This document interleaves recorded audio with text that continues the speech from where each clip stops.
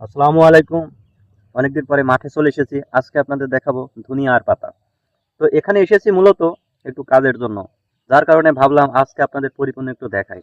তো আমরা যদি একটু ক্যামেরাটার দিকে ভালো করে দেখানোর ট্রাই করি, এগুলা কিন্তু ধনিয়ার যে ফুলগুলা সে ফুল। তো ফুলের পাশাপাশি আমরা কিন্তু কয়েকটা লক্ষ্য করলে এই পাশে কিন্তু ফলও দেখতে পারি। আর এইগুলা কিন্তু মোটামুটি আমাদের গ্রামে চাষ হয় সচরাচর।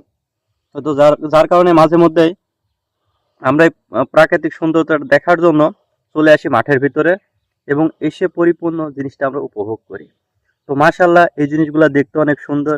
আর আমরা একটা জিনিস জানি, প্রত্যেকটা খাবারের ভিতরেই এই যে ধনিয়ার পাতাগুলো আছে না, এগুলো ব্যবহার করা হয়। এছাড়াও আমরা কিন্তু ধনিয়ার পাতার সাথে সাথে এর পাশে কিন্তু আমরা ফল দেখতেছি, এগুলা রান্নার কাজে বাইটেও ব্যবহার করা হয়। সব মিলিয়ে কিন্তু এটা আমাদের দৈনন্দিন জীবনের একটা অংশ হয়ে দাঁড়িয়েছে আমরা যতটুকু জানি। কেননা এইগুলা আমরা কন্টিনিউ কিন্তু ব্যবহার করে থাকি। বাসার যে কোনো একটা তরিতরকারি রান্নার কাজেই মূলত এগুলো আমরা ব্যবহার করি। তো যার কারণে এই জিনিসগুলা কিন্তু অসাধারণ লাগছে। এই যে আমরা যদি একটু ভালো করে দেখাই তাহলে বুঝতে পারবেন। আর আজকের ভিডিওটা কেমন লাগছে অবশ্যই জানাবেন। মাঝে মধ্যে কিন্তু এমন গ্রাম্য ভিডিওগুলো আপনাদের মাঝে নিয়ে আনি, শুধুমাত্র এই জিনিসগুলোর সাথে আপনাদের একটু পরিচয় করিয়ে দেওয়ার জন্য।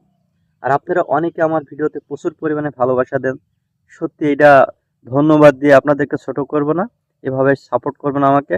আরো নতুন নতুন ভিডিও যেন উপহার দিতে পারি, এই দোয়াটি করবেন। এই দোয়াটি করবেন। আর একটা জিনিস আপনাদেরকে বলি, আমাদের যেহেতু বয়া নাই, তো যার কারণে কিন্তু আমাদের সাউন্ড কোয়ালিটিটা খুব একটা মানসম্মত হয় না। তো বেশি ভিডিওটা বাড়াচ্ছে না। সবাই ভালো থাকবেন, সুস্থ থাকবেন। আসসালামু আলাইকুম।